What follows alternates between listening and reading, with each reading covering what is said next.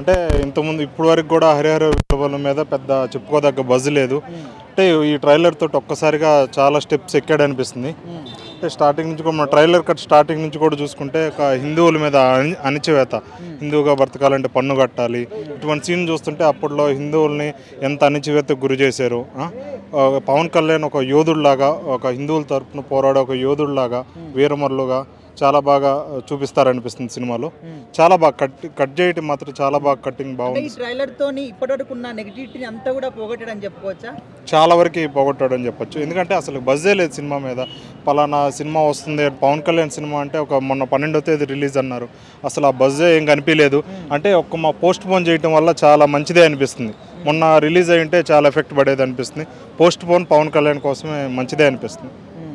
అంటే ఇప్పటి వరకు పవన్ కళ్యాణ్ గారిని ఇలాంటి లుక్స్ లో మనం ఎప్పుడు చూడలేదు. చూడలేదు. ఆ లుక్స్ కానీ డైలాగ్స్ కానీ ఇట్లా చాలా కొత్తగా అనిపిస్తుంది. అంటే ఎప్పుడు చూడలేదు కాబట్టి పవన్ కళ్యాణ్ ఇటువంటి క్యారెక్టర్ కూడా గతంలో ఎప్పుడు చేసినట్లేదు. కాబట్టి పవన్ కళ్యాణ్ బ్యాక్ అవ్వాలని కోరుకుంటాను. ఎందుకంటే అత్తారింటికి దారి తర్వాత చెప్పుకోదగ్గ హిట్ అయితే పవన్ కళ్యాణ్ కెరీర్లో లేదు.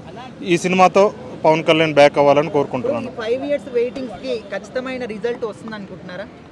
పాజిటివ్తోనే ఉన్నాం. అదే మనం ట్రైలర్ చూసుకుంటే ఇప్పుడు 100 ట్రైలర్ రిలీజ్ అయితే 90 బాగున్నాయి అనిపిస్తాయి. కానీ సినిమా రిజల్ట్ వచ్చేసరికి కంప్లీట్ రివర్స్ అయిపోతుంది.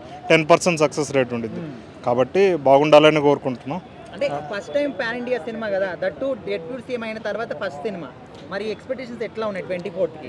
ఎక్స్పెక్టేషన్స్ ఇప్పుడు దాకే తెలియవు, కానీ ఈ ట్రైలర్ చూసినా మాత్రం ఎక్స్పెక్టేషన్స్ పెరిగిపోయినాయి. మంచిగా ఆడాలని కోరుకుంటున్నాము.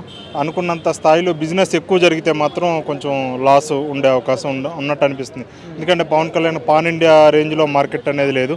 ఫస్ట్ టైం ఒక ట్రై చేస్తున్నారు. సినిమా కానీ బ్లాక్ బస్టర్ టాక్ వస్తే తప్పితే ప్రాఫిట్ జోన్లోకి వెళ్ళలేదు అనిపిస్తుంది.